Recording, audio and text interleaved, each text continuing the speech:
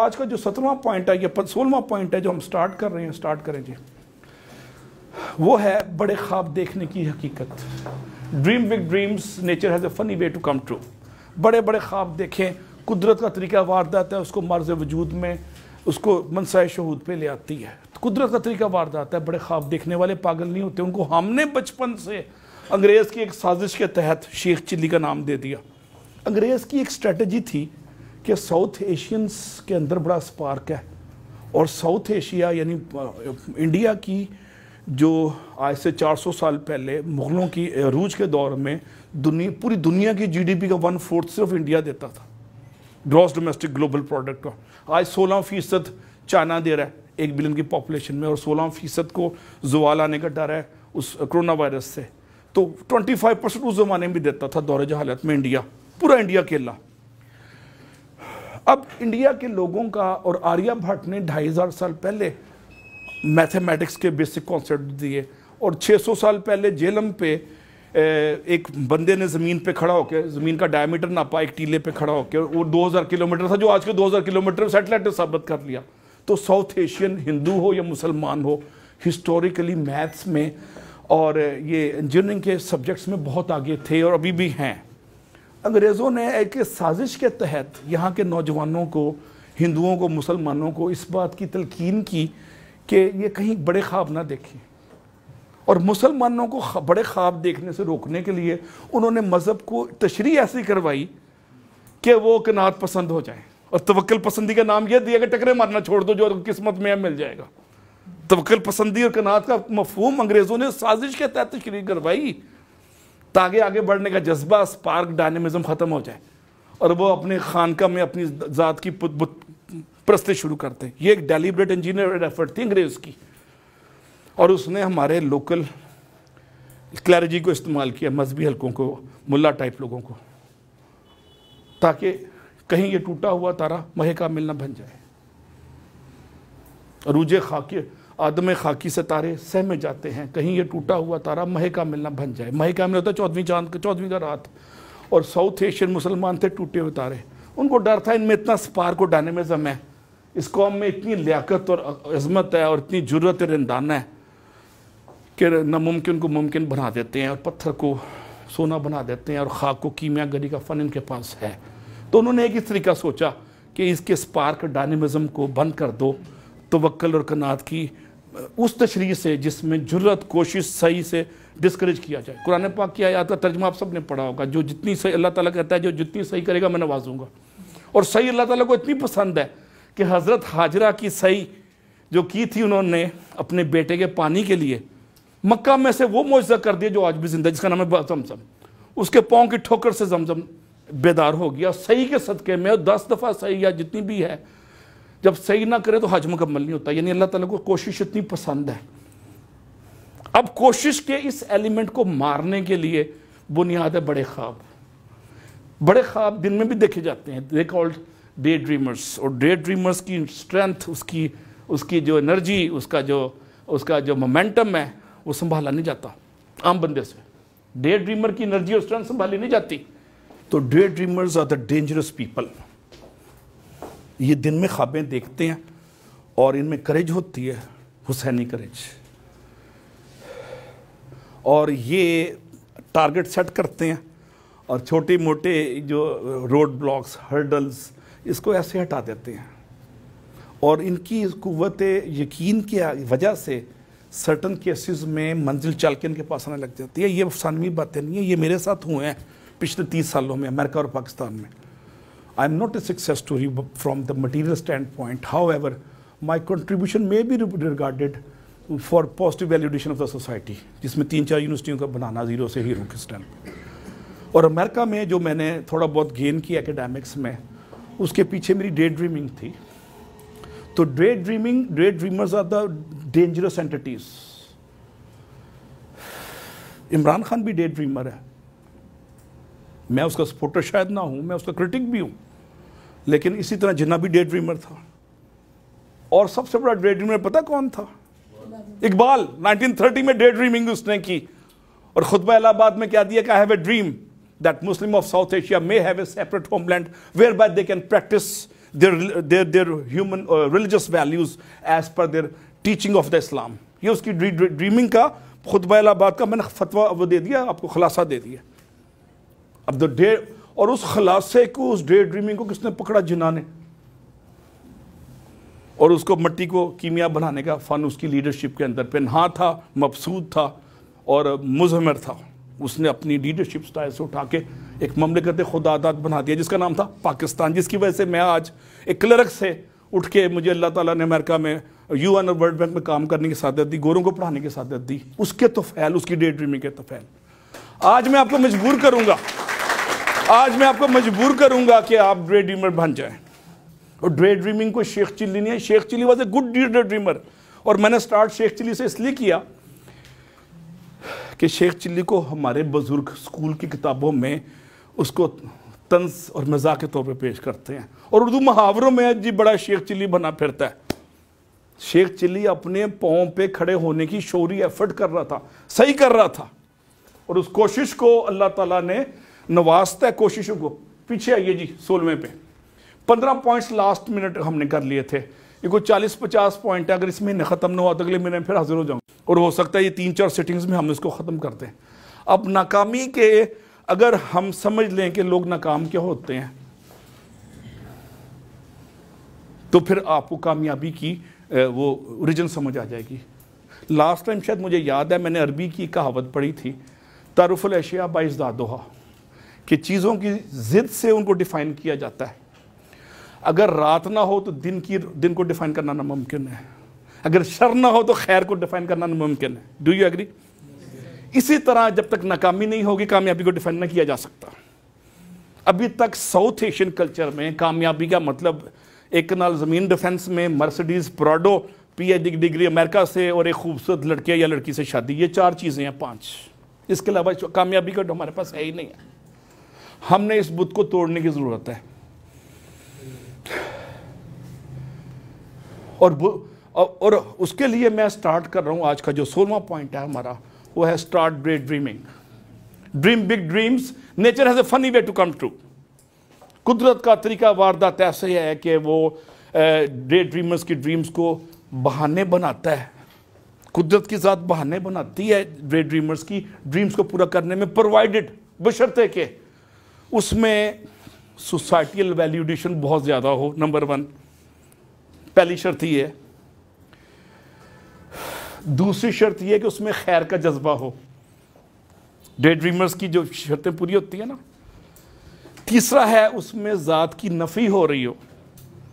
ذات کی نفی سے مراد کیا؟ اپنی ذات کی خانقاہ سے باہر نکل کے جھانکنا, بے لوثی بے غرضی. اور اقبال ایک شعر میں کہتا ہے جس کا عمل ہے بے غرض اس کی جزا کچھ اور ہے. جس کا عمل ہے بے غرض اس کی جزا کچھ اور. تو بے لوثی, بے غرضی اور بے نیازی, یہ 3 ٹریٹس ہیں اچھی لیڈرشپ کے بھی. اور اگر آپ کی ڈریمنگز میں یہ 3-4 شرطیں ہیں تو ڈریم کو پورا کرنے کے لیے کائنات کا ہر ذرہ متحرک ہو جاتا ہے. کبھی جب آپ رستے سے ہٹتے ہیں نا ڈے ڈریمرز, تو خضر آ کے انگلی پکڑ کے آتا ہے ادھر چلو. جب آپ مایوس ہونے لگ جاتے ہیں تو ایک سڑک کے پیچھے دروازے پہ یہ درخت کے برگد کے درخت کے نیچے ایک بابا رو رہا ہے. میں پوچھتا ہوں بابا جی کیوں رو رہے ہو؟ کہتا ہے میرا بیٹا یوسف لے گیا تھا, کوئی بھیڑیے کھا گئے ہیں, میرا نام یعقوب ہے, میں 18 سال سے رو رہا ہوں. تو مجھے صبر آ جاتا ہے. جب میں زیادہ بے چینی اور بے کلی کا شکار ہوتا ہوں تو مجھے ایک چٹیل پہاڑ کے نیچے ایک عورت بھاگتی نظر آتی ہے آگے پیچھے. میں پوچھتا ہوں کیوں بھاگ رہی ہیں آپ؟ کہتی میرے بیٹے کو پانی نہیں مل رہا, اس کا نام اسماعیل ہے, اس کی کوششوں کے نتیجے میں پوم مارتا ہے تو آب زمزم پھوٹ جاتا ہے فار ایور. تو ڈے ڈریمر کو اللہ تعالیٰ کی خاص خوشنودی حاصل ہو جاتی ہے. ڈے ڈریمرز کو بشرطے کہ سوسائٹی میں خیر کا جذبہ ان کے اندر بلٹ ہو اور ذات کی نفی ہو اور اس کے پیچھے نمود و نمائش کا جذبہ نہ ہو. بے نیازی بنیاد ہے ڈے ڈریمرز کی. امر کر دیتی ہے نیچر ان لوگوں کو جو بے نیاز ہو جاتے ہیں اور اپنی ذات کی نفی اور دنیاوی ستائش سے کہ احتیاج سے نکل جاتے ہیں. دنیاوی ستائش کیا چیز ہے؟ You praise me I am a good person, that is desire for دنیاوی ستائش. ستائش مینز تعریف. اب ڈے ڈریمنگ کی اس فلسفی کو لے کے ہم آگے چلتے ہیں جناب. لاسٹ ٹائم انتھوززم پہ دیکھا تھا ہم نے. آج ہم ڈے ڈریمنگ کی میں نے تھوڑی سی ریشنل دی ہے اور ثابت کیا ہے کہ dream big dream and nature has the فنی وے ٹو کم ٹرو. میں بار بار کہوں گا. اور ڈے ڈریمرز پتہ ہے کیا کرتے ہیں؟ وہ جو ریئلسٹ ہوتے ہیں, دنیا میں دو کیٹیگریز ہیں. ایک ریئلسٹ ہے جو ریئل لائف میں بڑے حقیقت پسندانہ ہوتے ہیں, دانشمند فیصلے کر رہے ہیں, نوک پلک دیکھ کے, ٹھوک بجا کے, اور بڑے حساس طریقے سے ڈیلیبریشن کے بعد فیصلے کرتے ہیں کہ ہم بڑے دانا اور مفکر ہیں. اور ایک ہوتا ہے ڈریمر. ریئلسٹ 25-30 سال بعد جہاں جمپ کر کے پہنچتا ہے تو ڈریمر 2 جمپس میں پہنچ جاتا ہے. تو پوچھتا ہے تم کیسے پہنچے ہو؟ کہتا ہے آئی واز ڈریمنگ بگ. میں ڈریم نے مجھے پاور دی, اس پاور سے میں یہاں پہلے پہنچ گیا جہاں 25 سال میں تم پہنچے ہو. یہ میرے ساتھ ہوا ہے. میرے ساتھ گورنمنٹ کالج, جو سینٹرل ماڈل اسکول اور یو ٹی کے وہ لڑکے جنہوں نے بڑی بڑی ڈے ڈریمنگ کی, وہ آج ان میں سے ایک لڑکا انجینئرنگ کونسل کا چیئرمین ہے, جاوید قریشی, جو ایس ڈی او تھے, ایکسین تھے ملتان میں. انہوں نے فیصلہ کیا کہ میں بڑا فیصلہ کرنا ہے, استعفیٰ دیا. ان کی لائف کی سٹوری انہوں نے خود سنائی ہے مجھے. کہتے ہیں میں ایس ڈی او تھا, مجھے ایک سرکاری گاڑی ملی ہوئی تھی خیبر ٹائپ, اور بجلی فری تھی, گھر فری تھا. میں نے فیصلہ کیا کہ میں نے سرکاری نوکری نہیں کرنی. اب میں سرکاری نوکری کے خلاف نہیں بولنے آیا, میں آپ کو مثال دے رہا ہوں. کہتے ہیں اس کے بعد میں نے گھر چھوڑ دیا, سرکاری گاڑی چھوڑ دی, اور ایک میرے تنخواہ ختم ہو گئی تو میں ایک کمرے میں آ گیا جس میں ایک اے سی چلتا تھا, اور ہم اس میں گرمیوں میں ملتان کی سوتے تھے. میں نے ان کا انٹرویو کیا ایک ریڈیو یا ٹی وی پروگرام میں, تو انہوں نے مجھے وہاں پہ لائیو کی اسٹڈیز میں.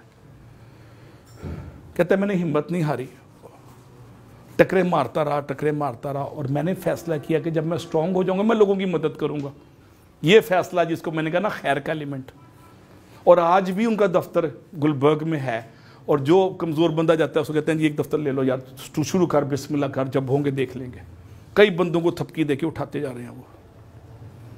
خیر کا ایلیمنٹ سوسائٹی میں بے لوسی اور بے نیازی کے ساتھ جب ہوتا ہے نا, تو dreams are starting coming true.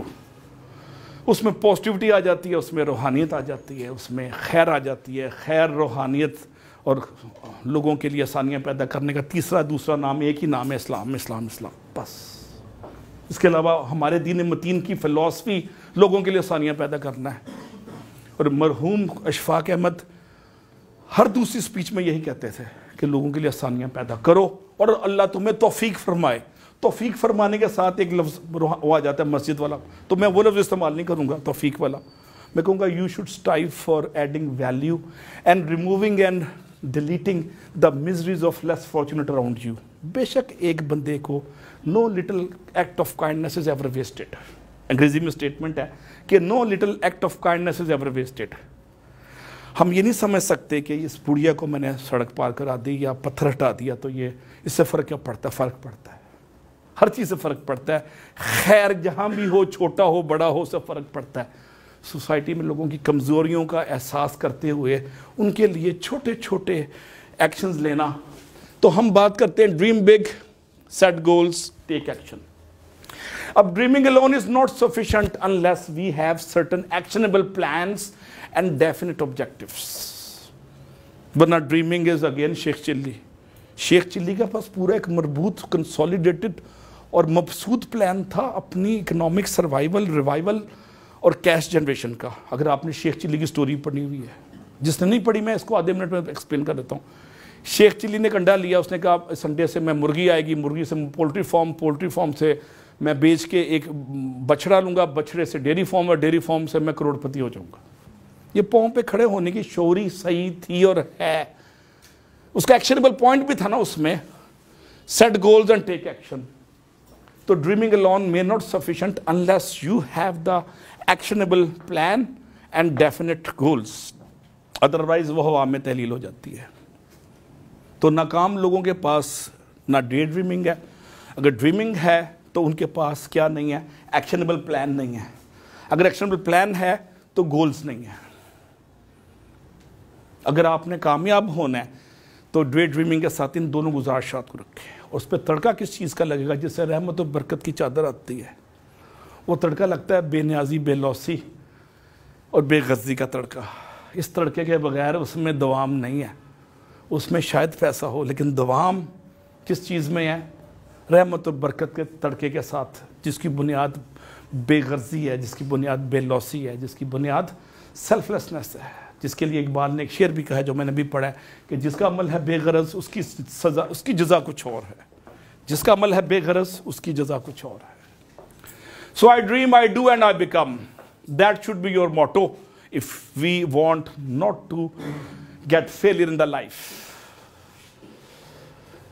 All our dreams can come true if we have the courage to pursue them. Dreaming پہ ہم نے کافی بات کر لی ہے اور میں کنکلوڈ اس کو کرتا ہوں کہ the people who are not successful and always fail, they are fail because of one main reason: they don't dream. They don't dream big. And I insist you to dream big, and nature has a funny way to make it come true. قدرت کا ایک ایسا طریقہ واردات ہے کہ اس کو تعبیر میں ڈریم کو کنورٹ کر دیتی ہے، اس کو منصہ شہود پہ لے آتی ہے، اس کو فائنل ڈیسٹینیشن دے دیتی ہے. اور جیسے میں نے بھی کہا کہ کائنات کا ہر ذرہ متحرک ہو جاتا ہے ڈے ڈریمر کی مدد کے لیے. میں نے ابھی میری آخری ڈریم کیا لائف میں ایک یونیورسٹی بنانا، اس کے 2-3 ارب روپے کی زمین اور 2-3 ارب روپے کیش چاہیے جو میرے پاس نہیں ہے، بٹ آئی ایم ڈریمنگ. اور مجھے پتہ ہے معجزہ ہو سکتا ہے، اور معجزہ کن کے ساتھ ہوتا ہے؟ جن کو یقین ہو. لاسٹ ٹائم میں نے کہا تھا miracle happens to those who believe. miracle happens to those who believe. معجزے ان کے ساتھ ہوتے ہیں جن کا یقین ہو معجزوں پہ، اور یقین کے ساتھ ٹکرے مارنا ضروری ہے، جس کا نام ہے صحیح کوشش. اچھا، ایک مزاحیہ سا میں نے ایک کمپوننٹ ڈالا، but this is a real time story, کہ ناکام لوگوں کے اندر ایک چیز یہ بھی ہے کہ ان کی سلیکشن آف میرج پارٹنر اکثر و بیشتر صحیح نہیں ہوتی، اور وہ سر پکڑے بیٹھے ہوتے ہیں، لڑکا یا لڑکی ادھر کیس، اور ان کی پروفیشنل گروتھ، ان کی منزل کو پانے کی سٹرگل یا جستجو، اس میں ہرڈل آنے شروع ہوتے ہیں، اس میں رکاوٹیں آنی شروع ہو جاتی ہیں. بظاہر یہ مزاحیہ پارٹ ہے، لیکن سماجی حقیقت برحال ہے. میں سمپلی یہ کہنا چاہوں گا کہ selection of partner should help you ideally, not from material stand point but rather from mental understanding and compatibility stand point. Accepting the status quo rather than finding better solutions. ناکام لوگوں کی جو سب سے بڑی نشانی پتہ ہے کیا ہے؟ میں آج راز آؤٹ کر ہی دیتا ہوں فائنلی. وہ لکیر کے فقیر ہوتے ہیں اور روایتوں کے اسیر ہوتے ہیں. لکیر کے فقیر، روایتوں کے اسیر، اور پرانی روایت کو سمجھتے ہیں کہ مستند ہے اس کا فرمایا ہوا، اور یہ پتھر پہ لکیر ہے جو پرانی روایت ہے، اور پرانی روایت غلط ہے تو اس غلط کو روایت فالو کرتے وہ کہتا جی انگریز نے بنایا تھا، غلط تو نہیں بنایا تھا. انگریز نے کوئی چیز اس لیے نہیں بنائی کہ ہمیں فائدہ ہو، وہ اس لیے بنائی تھی اس نے کہ اس کی غلاموں کو ٹریٹ کرنے کے لیے اس کی بادشاہی میں اضافہ ہو، اس کی اقبال مندی بڑھتی رہے. اس کا پرسپیکٹیو ہی اور تھا. تو اگر ہم انگریز کی بنائی چیزوں کی پوجا آج 70 سال بعد بھی کر رہے ہیں غلامی کے بعد، تو ناکامی سے ہمیں کوئی روک نہیں سکتا. تو وہ بت پرستی ہے پرانی روایتوں کی فالوورشپ. میں آپ کو انکریج کروں گا جہاں جہاں دفتروں میں، گھروں میں، آفیسز میں، اداروں میں کام کرتے ہیں، ہر چیز کو، ہر پروسیس کو ڈیفرنٹ اینگل سے دیکھیں، جس میں ہر اینگل کے بعد دیکھیں کہ کیا اس میں ٹائم بچ سکتا ہے، اس میں لوگوں کو کنوینئنس ہو سکتی ہے، کیا خلق خدا کا فائدہ ہو سکتا ہے، کیا سرکار کا پیسہ بچ سکتا ہے، cost of doing business reduce ہو سکتی ہے. یہ ہے challenge, we call it challenging the status quo. یہ اسٹیٹس کو چیلنج کرنے والی واردات کے حامل لوگ یہ کرتے ہیں. اور اس میں کنوینئنس کس چیز کی ہے، اس میں فوقیت کس چیز کی ہے؟ اسٹیٹس کو چیلنج کرنے میں ایک چیز کی فوقیت ہے، لوگوں کے لیے آسانیاں. میں جب UT گیا تو مجھے اپنا دور جہالت کا زمانہ یاد آیا تھا. 80s میں جب میں پڑھتا تھا تو فیس جمع کرانے کے لیے ہم 6 گھنٹے گرمیوں کی چھٹی دھوپ میں، مئی جون میں، UT کے باہر GT روڈ ہے، حبیب بینک والے آپ AC میں بیٹھے ہوتے کہتے تھے GT روڈ کی دھوپ میں کھڑا ہو کے لائن میں فیس جمع کراؤ. اور آخری ایک ونڈو ہوتی تھی، 3000 اسٹوڈنٹ فیس جمع کراتا تھا. ہماری باری نہیں آتی تھی، 2 دن ہم دھوپ میں کھڑے رہتے تھے، 4 بجے واپس آ جاتے تھے کہ لائن ہی آگے نہیں چلتی تھی. اندر سے سفارشوں پہ وہ AC میں فیسیں جمع ہوتی رہتی تھی. کبھی لائن چل گئی تو چل گئی، ورنہ اس کے پیرلل ایک اور لائن بنا لیتے تھے لفنگے لڑکے، کہتے تھے اصلی لائن یہ ہے، اور وہ دھکا دے کے پرانی لائن کو پیچھے کر دیتے تھے. اصلی مسلم لیگ ورسز کاف لیگ ٹائپ نہیں ہوتی جو. اور ہمارے لیے فیس جمع کرانا ایک بہت بڑا عذاب تھا. حبیب بینک کا جو مینیجر تھا وہ فرعون کے برابر تھا. کیا مجال ہم بات کر سکیں. 25 سال بعد میں یو ٹی میں پروفیسر لگا, میرے پاس اختیارات آئے, تو پہلا میں نے کام کیا کہ حبیب بینک یو ٹی کے علاوہ آپ جہاں مرضی پیسے جمع کرائیں. پہلا کام میں نے یہ لیا, آسانیاں وغیرہ کرنا. دوسرا سٹیپ میں نے کیا لیا, میں نے کہا آپ 1000 2000 کا پراسپیکٹس نہ خریدیں, ہماری ویب سے فارم ڈاؤن لوڈ کر کے جمع کرا دیں. اور فیس میں نے 100 یا 50 روپے کر دی 1000 2000 کے بجائے. تیسرا سٹیپ کیا لیا کہ اگر آپ گلگت, کوئٹہ, پشاور, کراچی میں ہیں تو آپ پیسے وہاں جمع کرا دیں, ہمیں ای میل کر دیں کہ یہ اکاؤنٹ میں ہے, یا ٹی سی ایس کر دیں اس کو. اگر ٹی سی ایس کا 200 روپیہ نہیں ضائع کرنے چاہتے تو سکین کر کے بھیج دیں تاکہ 200 روپیہ بچ جائے. ہم سکین کا پرنٹ آؤٹ لے کے فائل میں ڈال لیں گے. اتنی سہولتیں میں نے اسٹوڈنٹس کو دی تاکہ, اور دفتر کو میں نے کھول دیا. میں نے کہا there is no director, I am service provider, I am your servant. کسی کو یقین ہی نہیں آیا, اور پی اے کو ہٹا دیا میں نے, پی اے کو ہٹا دیا اور اس پی اے کو ساتھ بٹھا لیا, اور ڈائریکٹر رومز کو میں نے شیخ رشید کا پبلک سیکریٹریٹ بتا دیا. جب میں نے شیخ رشید کا پبلک سیکریٹریٹ بنایا, میں کام شیخ رشید والی نہیں کر رہا تھا, نہیں باتیں کر رہا تھا. میرا مطلب ہے that was a public office. اور جو میرے پاس بہت بڑی سی سکرین لگی ہوئی تھی جس پہ میں خبریں دیکھتا تھا یا CNN دیکھتا تھا, اس میں بلوم برگ اور بزنس کے چینل لگوا کے میں نے باہر اسٹوڈنٹ کو دے دیا. میں کہا ان کے لیے میں نے کیا دیکھنا ہے, اور اپنے بڑے بڑے صوفے اسٹوڈنٹ کے لیے باہر بٹھوا دیے. اور سب سے بڑی میز اور سب سے بڑی کرسی جو ڈائریکٹر آفس میں ملتی ہے دورہ جہالت کی باقیات میں سے, جس پہ بیٹھ کے ڈائریکٹر اگلے کو غلام سمجھتا ہے سامنے والے کو, میں نے اوپر ایک جہالت میوزیم بنایا یو ٹی کے 4th فلور پہ. اس میں بڑی بڑی میزیں اور بڑی بڑی کرسیاں اٹھوا کے اوپر پھینک دی. اس کا نام جہالت میوزیم رکھا کہ جب ہم جاہل تھے تو بڑی بڑی میزوں پہ سمجھ کے اپنی ذات کے بت کو پرستش کروایا کرتے تھے. اب ہمیں اللہ نے تھوڑا بہت شعور دے دیا, تو سب سے چھوٹی میز اور سب سے چھوٹی کرسی میرے پاس تھی, اور میں پبلک سروس کے لیے بیٹھ گیا. قاسم شاہ صاحب بھی ان دنوں میرے پاس تشریف لائے تھے, ان کے بھی میں لیکچر کرایا کرتا تھا وہاں پہ. پرپس کیا تھا, اتنی بڑی میز کے پیچھے جب اسٹوڈنٹ بیٹھے گا میرے سے بات ہی نہیں کر پائے گا, کمیونیکیشن ہی نہیں ہوگی. وہ ڈر جائے گا ڈائریکٹر صاحب. چھوٹی میز کا مطلب ہے میں کلرک سٹائل میں بیٹھا اس کی سروس کے لیے موجود. تو مولانا محمد بخش جیلمی, مولانا تو نہیں, میاں محمد بخش جیلمی, جیلم والے کہتے ہیں, پنجابی کا ان کا مصرع یاد آ رہا ہے, کہتا ہے میں نہیں ہوا میرا مرشد اچا. میرا مرشد کون تھا؟ میرا اسٹوڈنٹ. میں نے پیرامڈ کو ریورس کر دیا سہولتیں دینے کے لیے. اور کین یو بلیو کتنا رسپانس آیا. گورنمنٹ کالج میں 50 سیٹیں BBA MBA میں پوری نہیں ہوتی تھی, میرے پاس 1500 اپلیکیشن آ گئی اور 50 سیٹیں تھیں. اور یونیورسٹیاں کہتی تھی باقی ڈاٹا ہمیں دو, ہماری سیٹیں بھر لیں گے ہم ان سے.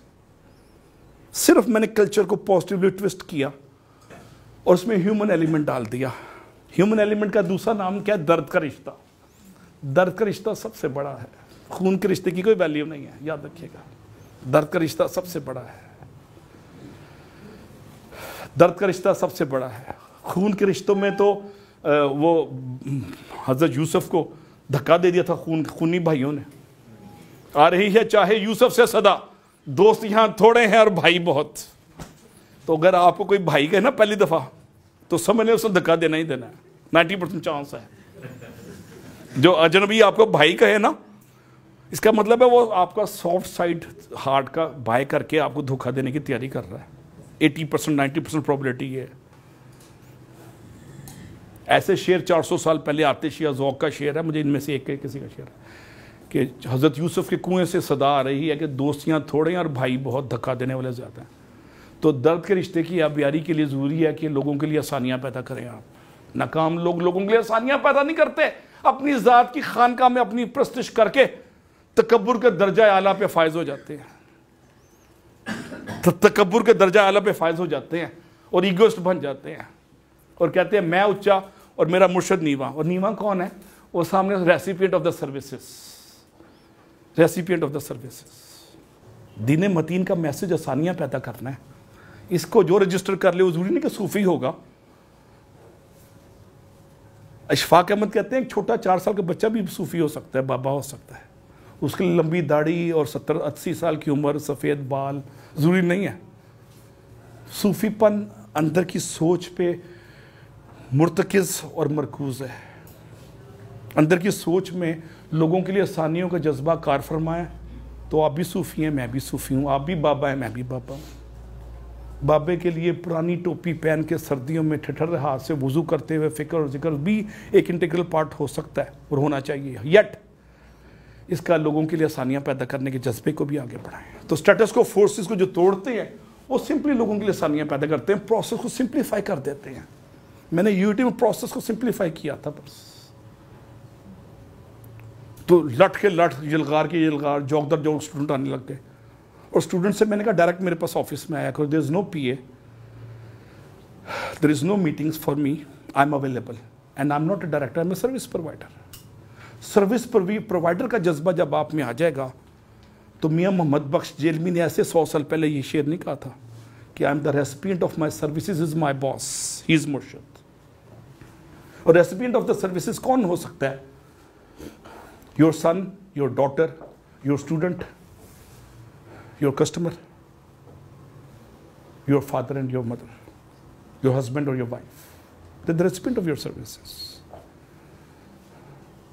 ان کو سرپرائز دیں اسمائل کے ذریعے، سروسز میں انوکھا پن اور چھوتے پن کے ذریعے،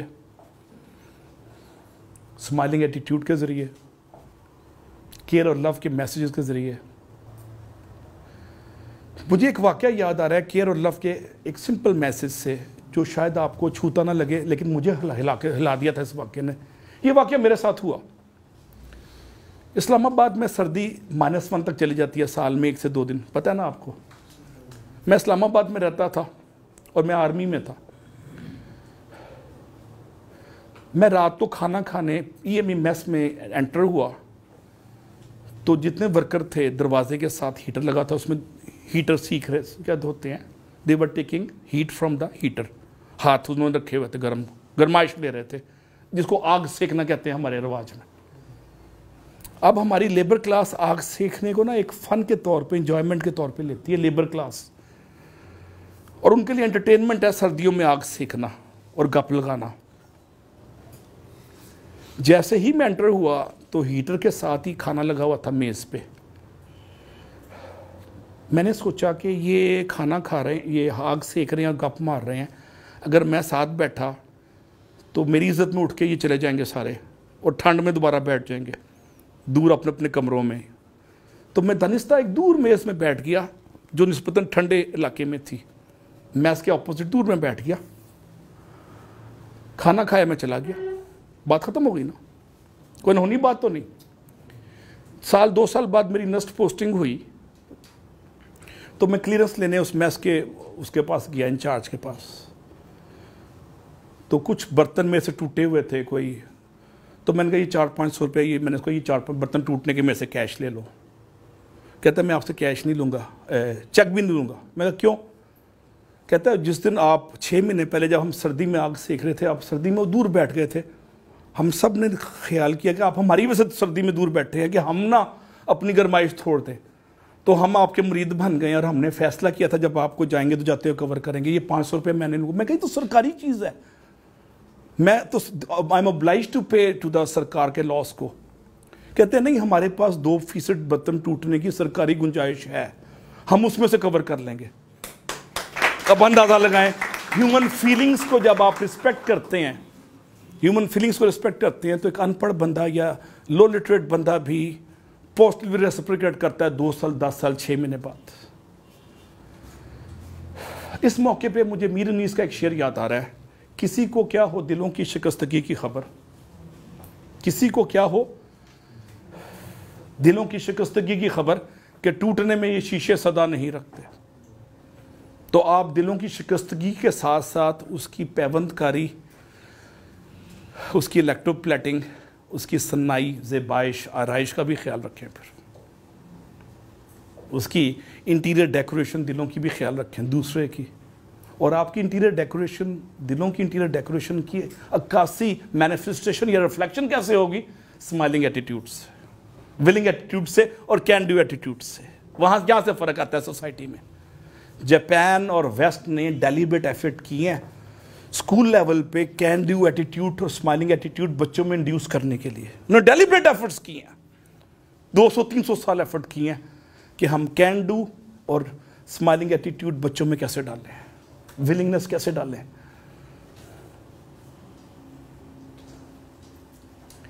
اور میں نے جب بھی ویسٹ میں کام کیا یا رہا یا جاپان میں بھی میں رہا ہوں، they try to find the excuse and they go extra mile to help you as opposed to finding an excuse not to help you. یہ ویسٹ میں اور جاپان میں اور میں نے بدھسٹ کنٹریز میں دیکھا ہے، اور بدھسٹ کنٹریز میں بدھزم میں لوگوں کی مدد کرنا بہت بڑا ایک روحانی جذبہ ہے. ایون قوت برداشت کے حوالے سے میں نے لاہور کے بشپ کو ایک دفعہ ایک پریزنٹیشن دی، الیگزینڈر جان ملک کو، تو کہتے ہیں یہ تو ساری کرسچینٹی کی بات ہے. میں نے کہا اگر میں نے تو آج قرآن مجید میں کچھ آیتیں دی ہیں، اگر آپ حدیثیں بتائیں تو درجنوں ہزاروں ہیں اس میں. تو وہ حیران ہو گئے سن کے، اور میں کچھ قرآن پاک کی آیات دوں گا، اگر آج نہ دے سکا تو اگلی دفعہ دوں گا، پیشنس پہ، ٹالرنس پہ اور فارگیونیس پہ.